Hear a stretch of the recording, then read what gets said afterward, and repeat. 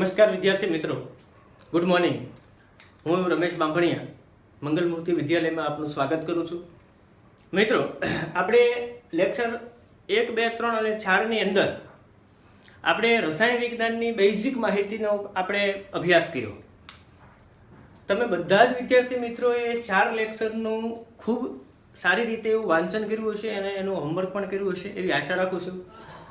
આપણે આજે lecture number 5ની અંદર એક નવું પ્રકરણ શરૂ કરવાનું છે.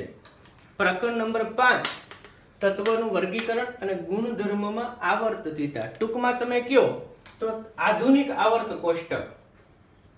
આધુનિક આવર્ત કોષ્ટક ચેપ્ટરનો આપણે અભ્યાસ કરવાનો છે. તત્વનું વર્ગીકરણ અને ગુણધર્મમાં આવર્તતીતા એટલે શું? તો કે જો મિત્રો, તમે કોઈ પણ દુકાને જાઓ, દુકાનમાં તમે જુઓ તો બધી વસ્તુનું ચોક્કસ પ્રકારે અલગ અલગ મૂકેલી હશે. ઉદાહરણ તરીકે સાબુ જુઓ, દુકાનમાં જાઓ અને સાબુ કઈ રીતના દુકાનદારે ગોઠવેલા છે. તમે બધા સાબુનું તમે અલગ અલગ સાબુ અને સાબુ ભેગા જ મૂકેલા હશે. સાબુ, બિસ્કિટ ને એવું બધું ભેગું ભેગું નહીં હોય, એ બધાના અલગ અલગ ખાનામાં મૂકેલા છે. એમાં પણ પાછું વર્ગીકરણ કરેલું હશે કે એટલા આ બાજુના ખાનામાં નાહવાના સાબુ, આ બાજુના ખાનામાં કપડાં ધોવાના સાબુ, એટલે એ રીતનું વર્ગીકરણ કરેલું હોય. એમાં પણ પાછું વર્ગીકરણ હોય કે આ 10 રૂપિયાવાળા સાબુ, આ 20 રૂપિયાવાળા સાબુ, આ 30 રૂપિયાવાળા સાબુ, હે ને, આ લાઈફબોય સાબુ, આ ડેટોલ સાબુ. આવી રીતના દુકાનમાં પણ સાબુનું અલગ અલગ વર્ગીકરણ કરવામાં આવ્યું. શું કામ એવું મિત્રો? એને બિસ્કિટ ભેગું શું કામ ન રાખ્યા સાબુને? કારણ કે બિસ્કિટના અને સાબુના ગુણધર્મો કેવા છે? જુદા જુદા છે. પછી નાવાના અને કપડાં ધોવાના સાબુને ભેગા શા માટે ન મૂક્યા દુકાનદારે? કારણ કે નાવાના સાબુ અને કપડાં ધોવાના સાબુના ગુણધર્મ કેવા હોય? જુદા જુદા હોય. એટલે આ રીતના જેમ સાબુનું વર્ગીકરણ જોયું, એવી જ રીતના મિત્રો આપણે તત્વોનું વર્ગીકરણ. કારણ કે હાલમાં તમે જો તત્વોની સંખ્યા ખૂબ વધુ છે. કેટલા તત્વો છે? તો કે 118 તત્વો છે. ટેક્સ્ટ બુકમાં લગભગ 114 જેટલા આપેલા છે, પણ અત્યાર સુધી હાલમાં શોધાયેલા તત્વો કેટલા છે? 118. એમાંથી 94 કે 95 કુદરતી જેટલા તત્વો છે અને બાકીના તત્વો છે એ સંશ્લેષિત એટલે કે માનવ સર્જિત છે. તો આ રીતના આપણે તત્વોનું વર્ગીકરણ છે એ ધોરણ 10ની અંદર લેક્ચર નંબર 5માં આપણે અભ્યાસ કરવાનો છે.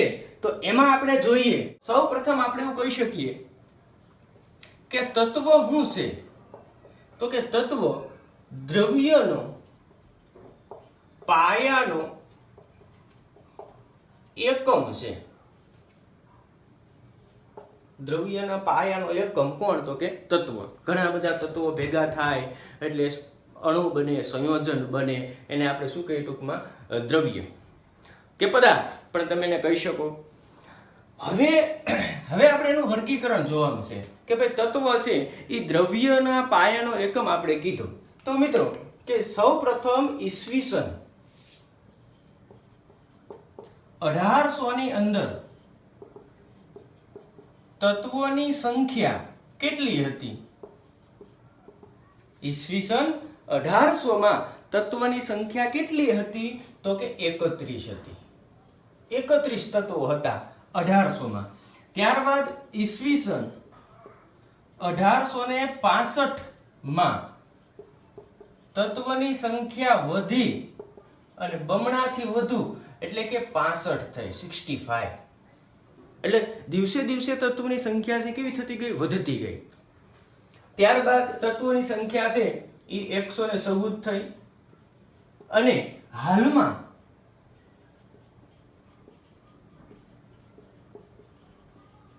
તત્વોની સંખ્યા કેટલી છે? તો કે 118 છે. હવે મિત્રો આ 118 તત્વો એટલે ખૂબ વધુ કહેવાય. જો આ 118 તત્વો છે એમાંથી 95 એટલે કે 95 તત્વો છે એ કુદરતી છે. કેવા છે? કુદરતી. એટલે કે એ કુદરતી રીતે મળી આવેલા છે અને બાકીના જે તત્વો છે એ માનવ સર્જિત એટલે કે વૈજ્ઞાનિક દ્વારા એનું ઉત્પાદન, વૈજ્ઞાનિક દ્વારા એની શોધ કરવામાં આવેલી એવા તત્વોને કેવા તત્વો કહેવાય? માનવ સર્જિત તત્વો. હવે 118 તત્વ છે મિત્રો, પ્રત્યેક તત્વની તમે વ્યક્તિગત માહિતી મેળવવાનો પ્રયત્ન કરો તો એ ખૂબ મુશ્કેલ પડે. એક ઉદાહરણ દ્વારા આપણે સમજીએ કે ભાઈ આપણે જે ભણીએ સ્કૂલની અંદર ધારી લો કે 1000 વિદ્યાર્થીઓની સંખ્યા છે, તો હવે તમને એવું કોઈ કીધું કે 1000 વિદ્યાર્થી જે છે એ પ્રત્યેક એક વિદ્યાર્થીની માહિતી તમે ભેગી કરો, એના વિશે તમે અભ્યાસ કરો, એક વિદ્યાર્થી વિશે તમે અભ્યાસ કરો તો એ ખૂબ મુશ્કેલ બને, એ સરળ કામ છે નહીં. તો એને સરળ બનાવવા માટે શું કરી શકાય? તો કે એને સરળ બનાવવા માટે બધી જ સ્કૂલની અંદર એક સરસ મજાની વ્યવસ્થા હોય. કઈ? તો કે ધોરણ 1 થી 12 સુધીને શું પાડી દેવામાં આવે? વર્ગ. કે ભાઈ ધોરણ 1 નો વર્ગ, ધોરણ 2 નો વર્ગ, ધોરણ 3 નો વર્ગ, એમ 10 નો વર્ગ અને 11 અને 12 નો વર્ગ. એટલે પછી તમારે એની માહિતી મેળવવી હોય તો તમારે ખાલી 12 વર્ગની જ માહિતી મેળવવી પડે. પ્રત્યેક વર્ગની માહિતી, પ્રત્યેક વિદ્યાર્થીની માહિતી તમારે મેળવવાની જરૂર રહેતી નથી. કારણ કે એક જ વર્ગમાં જે વિદ્યાર્થી રહેતા હોય, એક જ વર્ગમાં જે અભ્યાસ વિદ્યાર્થી કરતા હોય, બધાના ગુણધર્મ સમાન હોય. જેમ કે બધાના પાઠ્યપુસ્તક સરખા હોય, બધાને એક સરખા શિક્ષક જ ભણાવે, બધા એક જ ક્લાસની અંદર બેસે, બધાને એક સરખું હોમવર્ક આવે, બધાને પરીક્ષામાં એક સરખું પેપર આવે. એવી જ રીતના અહીં કંઈક તત્વોમાં પણ એવું છે. તો આ 118 તત્વની વ્યક્તિગત માહિતી લેવા માટે ખૂબ મુશ્કેલ બને. એટલે એ માહિતીને સરળ કરવા માટે વૈજ્ઞાનિકોએ એ તત્વ 118 હતા એનું શું કર્યું? એણે વર્ગીકરણ કર્યું.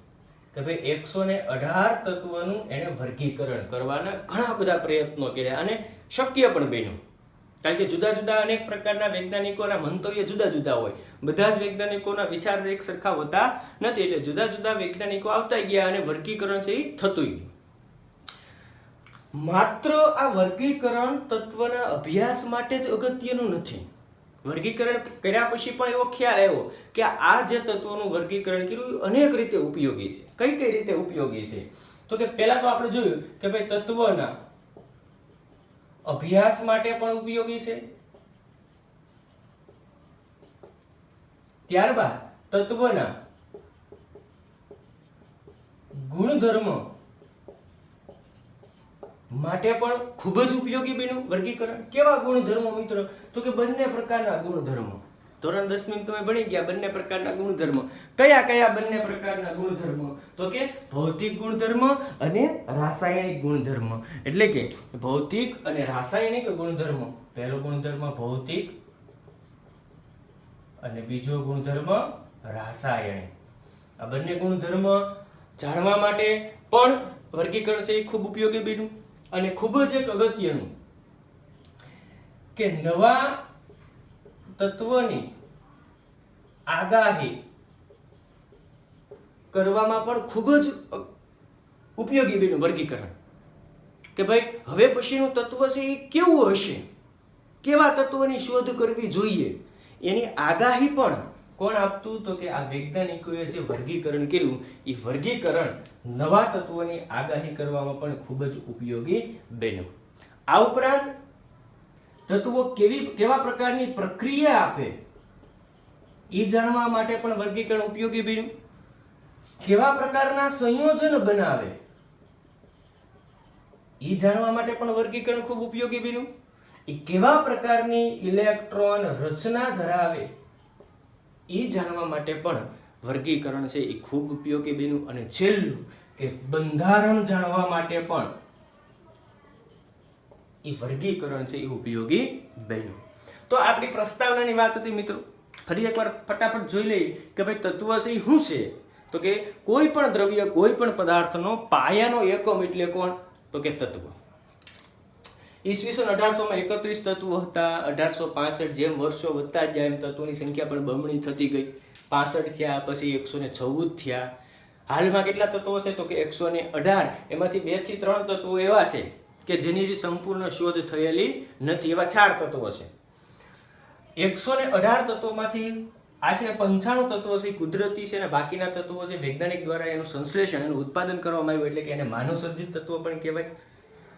ઉદાહરણ તમને આપ્યું ભાઈ 118 તત્વોની જો તમે વ્યક્તિગત માહિતી મેળવવાનો પ્રયત્ન કરો તો ખૂબ મુશ્કેલ બને. એટલે કે માહિતીને મેળવવા માટે ખૂબ સરળ રસ્તો વૈજ્ઞાનિકે શોધી કાઢ્યો શું? તો કે તત્વનું વર્ગીકરણ. અને તત્વનું વર્ગીકરણ છે માત્ર ને માત્ર તત્વના અભ્યાસ માટે જ ઉપયોગી નથી બન્યું, પણ અહીંયા આપણે જોઈ શકીએ છીએ કે આવા અનેક મુદ્દાઓ છે કે જે તત્વના વર્ગીકરણ માટે ખૂબ ઉપયોગી બન્યું. તો આપણે પ્રસ્તાવનાની વાત કરી. હવે વર્ગીકરણ આપવા માટે ઘણા બધા વૈજ્ઞાનિકોએ પોતાના મંતવ્ય રજૂ કર્યા. તો પહેલા આપણે ફટાફટ જોઈ લઈએ કે કયા કયા વૈજ્ઞાનિકો આવ્યા અને એને તત્વના વર્ગીકરણ ક્યારે આપ્યું અને વૈજ્ઞાનિકો કોણ હતા એ પહેલા આપણે ફટાફટ એક નજર કરી લઈએ કે ભાઈ સૌ પ્રથમ ઈસવીસન 1829 દરમિયાન, ઈસવીસન 1800 થી 1829 દરમિયાન કોણ આવ્યું? તો કે જ્હોન ડોબરેનર. કયો વૈજ્ઞાનિક આવ્યો? તો કે જ્હોન ડોબરેનર. ક્યાંનો હતો? તો કે જર્મનનો રસાયણ વૈજ્ઞાનિક હતો. એટલે પરીક્ષામાં તમને પ્રશ્ન પૂછાય કે તત્વનું વર્ગીકરણ કરવાનો સૌપ્રથમ પ્રયત્ન કરનાર વૈજ્ઞાનિક કોણ? તો કે જ્હોન ડોબરેનર. ક્યારે આવ્યો? 1800 થી 1829 માં. અને ક્યાંનો હતો? તો કે જર્મનનો. ત્યારબાદ ઈસવીસન 1862 ની અંદર કોણ આવ્યો? તો કે A B E D કાન કોટોઇસ. કયો વૈજ્ઞાનિક આવ્યો? તો કે A B D E કાન કોટોઇસ. ક્યાંનો હતો વૈજ્ઞાનિક? ક્યાંનો હતો? તો કે ફ્રાન્સ અથવા તો ફ્રાન્સ નો વૈજ્ઞાનિક હતો. ત્યારબાદ ઈસવીસન 1865 ની અંદર કોણ આવ્યું? તો કે જ્હોન એલેક્ઝાન્ડર ન્યુલેન્ડ. કયો વૈજ્ઞાનિક? જ્હોન એલેક્ઝાન્ડર ન્યુલેન્ડ આવ્યો. એ ક્યાંનો હતો? તો કે અંગ્રેજ રસાયણ વૈજ્ઞાનિક હતો. એની પછી પ્રયત્ન કરનાર વૈજ્ઞાનિક ઈસવીસન 1830 થી 1895 દરમિયાન કયો વૈજ્ઞાનિક આવ્યો? તો કે લોથર મેયર. કયો વૈજ્ઞાનિક આવ્યો? લોથર મેયર. એ ક્યાંનો હતો? તો કે એ પણ જર્મનનો રસાયણ વૈજ્ઞાનિક હતો. ક્યાંનો હતો? જર્મનનો. અને ત્યારબાદ ઈસવીસન 1837 થી ઈસવીસન 1907 દરમિયાન કોણ આવ્યો? તો કે દમિત્રી મેન્ડેલિફ. રશિયન રસાયણ વૈજ્ઞાનિક હતો. અને છેલ્લે ઈસવીસન 1913 માં હેનરી મોસેલ વૈજ્ઞાનિક આવ્યો. એ પણ અંગ્રેજ રસાયણ વૈજ્ઞાનિક, ભૌતિક શાસ્ત્રી હતો. હેનરી મોસેલ છે એ કોણ હતો? ભૌતિક શાસ્ત્રી. ડોબરેનર છે એ કોણ હતો? રસાયણ વૈજ્ઞાનિક. કાન કોટોઇસ છે એ કેવો હતો? તો કે એ પણ ભૂસ્તર શાસ્ત્રી હતો. બાકીના રસાયણ વૈજ્ઞાનિક હતા. તો આટલા વૈજ્ઞાનિક કેટલા થયા? તો કે 1 2 3 4 5 અને 6. આ 6 વૈજ્ઞાનિકોએ પોતાના મંતવ્યો આપ્યા. કઈ બાબત ઉપર? તો કે તત્વના વર્ગીકરણ માટેના. તો સૌ પ્રથમ મેં ક્રમમાં જ લખ્યું કે ભાઈ પહેલા ડોબરેનર આવ્યો, પછી કાન કોટોઇસ વૈજ્ઞાનિક આવ્યો, પછી એણે થોડુંક વર્ગીકરણ આપ્યું, પછી એની થોડીક ભૂલ સુધારવા માટે જ્હોન એલેક્ઝાન્ડર ન્યુલેન્ડ આવ્યો, એણે પછી વર્ગીકરણ આપ્યું, પછી કોણે આપ્યું? લોથર મેયરે આપ્યું, પછી દમિત્રી મેન્ડેલિફે આપ્યું, અને છેલ્લે સુધારો કોણે કર્યો? તો કે વૈજ્ઞાનિક હેનરી મોસેલ.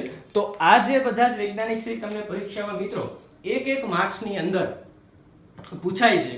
તો તમારે બધાએ આ બોર્ડ નો સ્ક્રીનશોટ પાડી અથવા તો વિડીયોને પુશ કરી અને તમે લખી શકો. ત્યારબાદ આપણે ક્રમમાં જોઈએ એક એક વૈજ્ઞાનિકનું. બરાબર, તો હવે આપણે સૌ પ્રથમ કયા વૈજ્ઞાનિકનું જોઈશું? તો કે જ્હોન ડોબ્રેનર. પહેલા આપણે જ્હોન ડોબ્રેનરે કેવા પ્રકારનું વર્ગીકરણ આપ્યું અને એને શું શું વાત કરી એના વિશે આપણે અભ્યાસ કરીશું.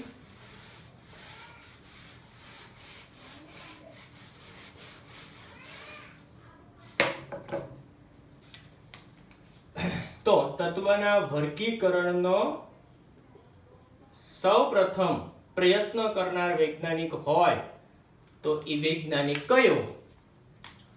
તો કે કયો વૈજ્ઞાનિક? એટલે પરીક્ષાની અંદર તમને પ્રશ્ન મિત્ર પૂછાય. કેવો પ્રશ્ન પૂછાય?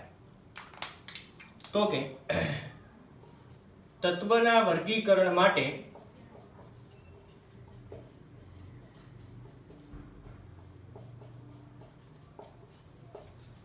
ડોબ્રેનર નો ફાળો વર્ણવો અથવા તો આપો અથવા તો સમજાવો. આ ઉપરાંત બીજી પણ એક રીતે પ્રશ્ન પૂછાય કે ત્રિપુટીનો નિયમ ઉદાહરણ આપી સમજાવો. એટલે આ રીતે પણ પ્રશ્ન પૂછાઈ શકે. તો એમાં વિગતે આપણે અભ્યાસ કરીએ મિત્રો. તો કે સૌપ્રથમ વૈજ્ઞાનિક ડોબ્રેનરે ક્યારે આવ્યો? તો કે હમણાં આપણે જોયું.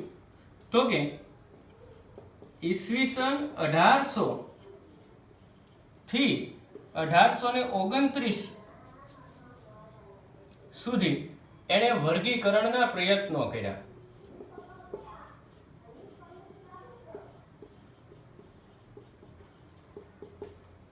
ક્યારે? તો કે ઈસવીસન 1800 થી 1829 દરમિયાન એને શું કર્યું? તો કે તત્વના વર્ગીકરણ માટેના પ્રયત્નો કર્યા. પ્રયત્નમાં શું કર્યું એને? તો કે સૌ પ્રથમ એને શું કર્યું? તો કે એના સમયમાં જાણીતા જેટલા તત્વો હતા એ બધા જ તત્વો વિશે એને પહેલા અભ્યાસ કર્યો. અભ્યાસમાં શું કર્યું? તો કે બધા જ તત્વોના તમામ પ્રકારના ગુણધર્મો એણે જાણ્યા, ગુણધર્મો વિચાર્યા. ત્યારબાદ એને જેવા જ બધા જ તત્વોના ગુણધર્મ મળી ગયા પછી તેણે બધા જ તત્વોને પરમાણ્વીય ભારના ચડતા ક્રમમાં. હવે વળી પ્રશ્ન થાય છે પરમાણ્વીય ભાર એટલે શું? તો એ તમે ધોરણ 9 ની અંદર ભણી ગયા કે પરમાણ્વીય ભાર એટલે શું? તો કે કોઈ પણ તત્વમાં રહેલ પ્રોટોન અને ન્યુટ્રોનની સંખ્યાને શું કહેવાય? પરમાણ્વીય ભાર. પ્રોટોન એટલે ધન વીજભાર અને ન્યુટ્રોન એટલે કે તટસ્થ છે. આ બંને ક્યાં રહેલા હોય? તો કે પરમાણુના કેન્દ્રમાં. તો બંનેની સંખ્યાના સરવાળાને શું કહેવાય? એનો પરમાણ્વીય ભાર. એટલે સૌ પ્રથમ ડોબ્રેનરે તત્વના ગુણધર્મો વિશે અભ્યાસ કર્યો. સૌ પ્રથમ એણે શું કર્યું? તો કે તત્વના બધા જ ગુણધર્મો વિશે એણે શું કર્યો? અભ્યાસ કર્યો. પછી એણે શું કર્યું? તો કે જાણીતા એના સમયમાં જાણીતા બધા જ તત્વોને તેમના પરમાણ્વીય ભાર ના ચઢતા ક્રમમાં, ખાસ યાદ રાખજો મિત્રો. કેમ? તો કે પરમાણ્વીય ભારના ચઢતા ક્રમમાં. કઈ રીતે ગોઠવણી કરે તમે જોજો. તો કે તત્વના પરમાણ્વીય ભારના ચઢતા ક્રમમાં અને ત્રણ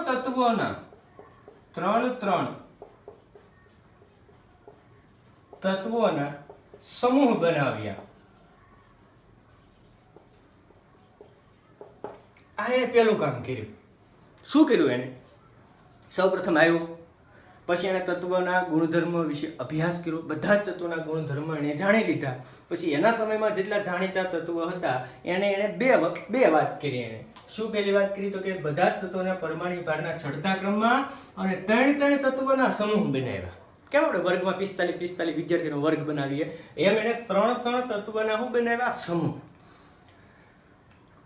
અને એના પરથી એણે નિયમ આપ્યો. એ નિયમને કયો નિયમ કહેવાય? ત્રિપુટીનો નિયમ. એટલે કે ત્રિપુટી નિયમ.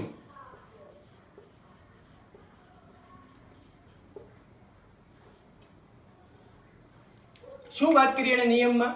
તો કે મધ્યમાં રહેલ તત્વનો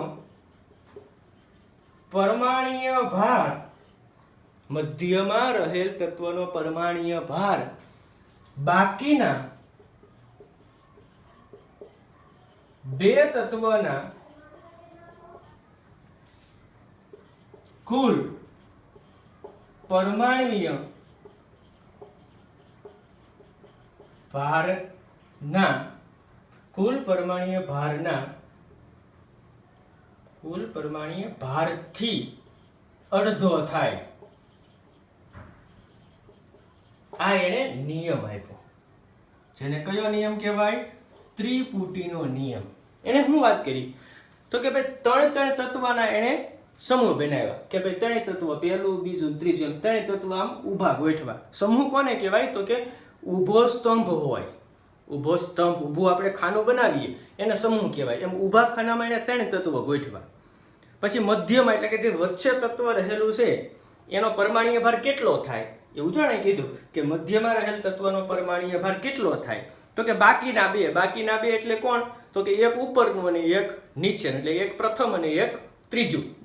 આ ત્રણ તત્વ એટલે કે પ્રથમ અને ત્રીજું એટલે કે બાકીના બે તત્વનો કુલ પરમાણ્વીય ભાર, એનો તમે સરવાળો કરો એટલે કે કુલ પરમાણ્વીય ભાર જે મળે એનો અડધું પરમાણ્વીય કરો. એ કોનો થાય? તો કે મધ્યમાં રહેલ તત્વ. આપણે ઉદાહરણ દ્વારા સમજીએ.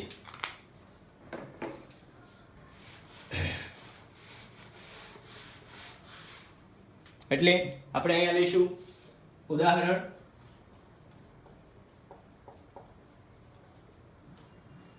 તો કે એને સમૂહ બનાવ્યા.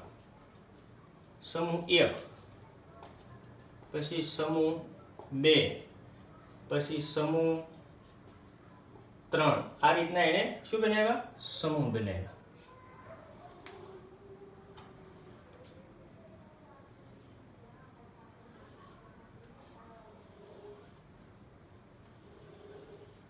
મિત્રો, આ આખો જ વર્ગીકરણ છે એ લોબ્રેનરનો જે પ્રશ્ન હતો એ તમારે લખવાનો રહેશે બુકમાં. એટલે તમે આગળથી સ્ક્રીનશોટ પાડી અથવા તો વિડીયોને પુશ કરી અને સાથે સાથે તમારે હોમવર્કની અંદર લખતું જવાનું રહેશે.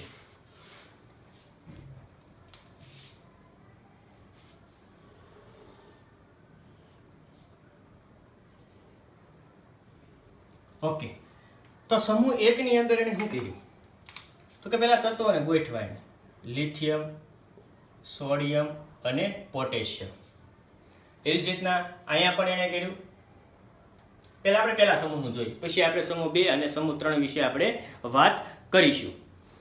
તો હવે જુઓ, આ ત્રણેય તત્વનો પરમાણ્વીય ભાર કેટલો થાય? તો કે લિથિયમનો પરમાણ્વીય ભાર 7 થાય. સોડિયમનો આપણે પછી જોઈએ. પોટેશિયમનો કેટલું થાય? તો કે 39 થાય. આ એનો પરમાણ્વીય ભાર આપણે લખ્યો. હવે એને શું કીધું? જો કે મધ્યમાં રહેલ તત્વનો પરમાણ્વીય ભાર. મધ્યમાં કોણ રહેલું છે? તો કે સોડિયમ.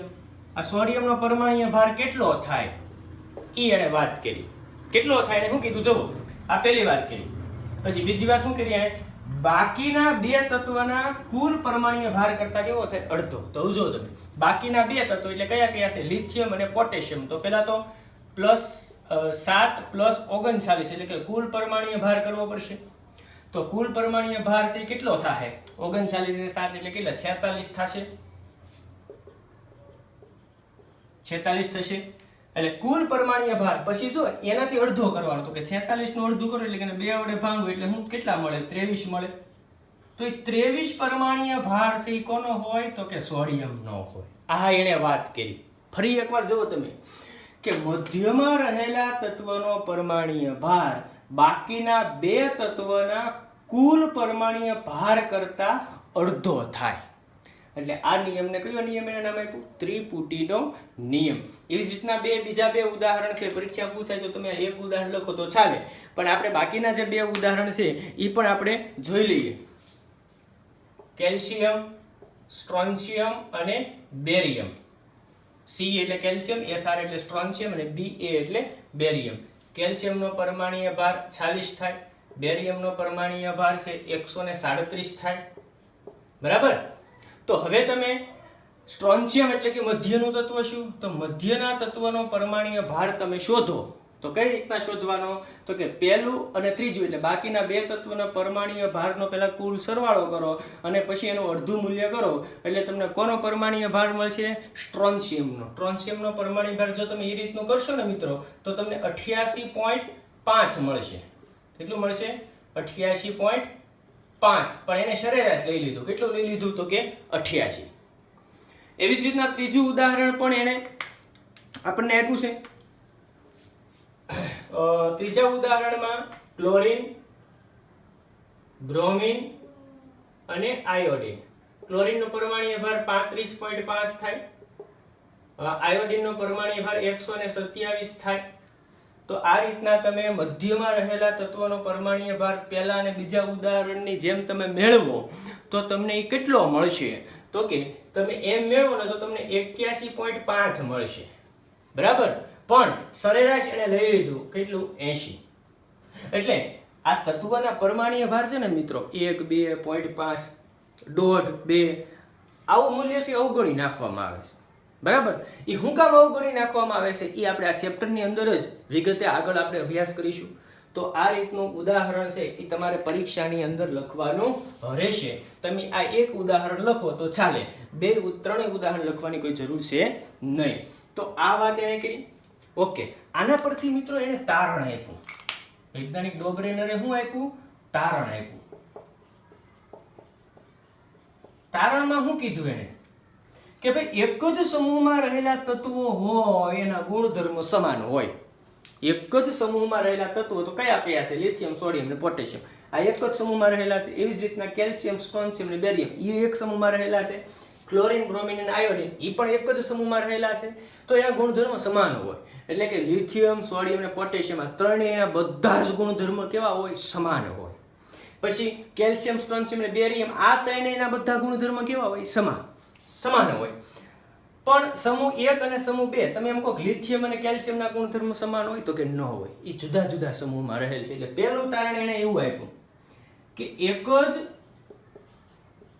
સમૂહમાં રહેલ તત્વના ગુણધર્મ સમાન હોય. અને બીજું કારણ આપણને આ જ આપ્યું કે પ્રથમ અને તૃતીય તત્વના કુલ પરમાણ્વીય ભારથી અડધો ભાર મધ્યનું તત્વ ધરાવે. એટલે કે પ્રથમ અને તૃતીય તત્વનો જે કુલ પરમાણ્વીય ભાર હોય એની કરતા અડધો પરમાણ્વીય ભાર છે કોણ ધરાવે? મધ્યનું તત્વ ધરાવે. તો આ બે એને તારણની વાત કરી. અને છેલ્લે એની મર્યાદા. મિત્રો ડોબરેનરે જે આ વર્ગીકરણ માટેનો એને જે બધી વાત કરી એ બધી જ વાત એટલે કે એને જે નિયમ આપ્યો એ નિયમ બધા જ તત્વો માટે લાગુ પડતો નહોતો. અમુક તત્વો માટે જ લાગુ પડતું. તો હવે અમુક તત્વો માટે જ લાગુ પડતું હોવાથી ડોબરેનરના નિયમને સ્વીકારવામાં આવ્યો નહીં. એટલે કે એને મંજૂરી આપવામાં આવી નહીં. એટલે કે એને કેવો ગણી લીધો? ના મંજૂર. કઈ બાબતને લીધે ના મંજૂર ગણ્યો? તો કે એની મર્યાદા થઈ. કઈ મર્યાદા? તો કે ડોબરેનરનો નિયમ એટલે કે ત્રિપુટીનો નિયમ બધા જ તત્વો માટે લાગુ પડતો ન હતો, એટલે કે અમુક તત્વો માટે જ લાગુ પડતો. એટલે ડોબરેનરનો જે ત્રિપુટીનો નિયમ છે એ ના મંજૂર કરવામાં આવ્યો. તો એટલી વાત છે એ મિત્રો ડોબરેનરે કરી. ફરી એકવાર ફટાફટ આપણે રિવિઝન કરી લઈએ. સૌપ્રથમ ડોબરેનરે વર્ગીકરણ માટેના પ્રયત્નો કર્યા. ક્યારે આવ્યો હતો કે 1800 થી 1829 ની અંદર એણે પ્રયત્નો કર્યા. સૌપ્રથમ શું કર્યું એણે તો કે તત્વના ગુણધર્મો વિશેનો અભ્યાસ કર્યો. પછી એણે ગુણધર્મો જેવા મળી ગયા એટલે તત્વના પરમાણુ ભારના ચડતા ક્રમમાં એને ત્રણ તત્વના સમૂહ બનાવ્યા અને એના પરથી એને ત્રિપુટીનો નિયમ આપ્યો કે મધ્યમાં રહેલ તત્વનો પરમાણુય ભાર છે એ બાકીના બે તત્વના કુલ પરમાણુય ભાર કરતા અડધો થાય. આપણે સાબિતી પણ મેળવી. આ રીતનું તમારે આખું લખવાનું છે પરીક્ષામાં. એના પરથી એને તારણ આપ્યું કે ભાઈ એક જ સમૂહમાં તત્વ રહેલા હોય એના ગુણધર્મો છે એ કેવા હોય? સમાન હોય. ત્યારબાદ ડોબરેનરનો જે આ ત્રિપુટીનો નિયમ હતો એ અમુક તત્વો માટે જ લાગુ પડતો, એટલે કે બધા તત્વો માટે લાગુ પડતો ન હતો. તેથી ડોબરેનરના નિયમને ના મંજૂર કરવામાં આવ્યો. તો આજનો લેક્ચર છે એ આપણે અહીં ડોબરેનર પૂરતો રાખીએ મિત્રો. આપણે આ બધા જ વૈજ્ઞાનિકોનું આપણે વર્ગીકરણ છે એ પૂર્ણ કરશું. પછી એ વૈજ્ઞાનિકોમાંથી કેવા કેવા પ્રકારના પ્રશ્નો નીટ કે જી કે ગુજકેટની અંદર પૂછાય એ આપણે એક લેક્ચર એનો રાખી દઈશું. તો આજના લેક્ચરમાં તમે જે પણ કંઈ ભણ્યા એ બધું જ તમારે રસાયણ વિજ્ઞાનની એક નોટબુક બનાવવાની, અથવા તમે એક નોટબુક બનાવો એમાં ભૌતિક વિજ્ઞાન, રસાયણ વિજ્ઞાન, જીવ વિજ્ઞાન, ગણિતના વિદ્યાર્થી હોય તો ગણિત, એ બધું જ હોમવર્ક છે એ તમારે તારીખ વાઇઝ, લેક્ચર વાઇઝ ફરજિયાત લેક્ચર વિડીયો જોયા પછી ફરજિયાત લખવાનું રહેશે. આમ છતાં પણ તમને હું પીડીએફ જે ડોબરેનરની ત્રિપુટીનો નિયમ, ડોબરેનરે જે વર્ગીકરણ માટેનું મંતવ્ય રજૂ કર્યું એના વિશે આપણે આજે વાત કરી. તો આખો જ પ્રશ્ન છે એ તમારે તમારી નોટબુકની અંદર સારા અક્ષરે લખવાનો રહેશે. છતાં પણ હોમવર્ક છે એ તમને ગ્રુપની અંદર પીડીએફ મારફતે મળી જશે. તો આજનો આપણે લેક્ચર નંબર 5 આપણે અહીંયા પૂર્ણ કરીએ છીએ. બધા જ વિદ્યાર્થીઓને નમસ્કાર.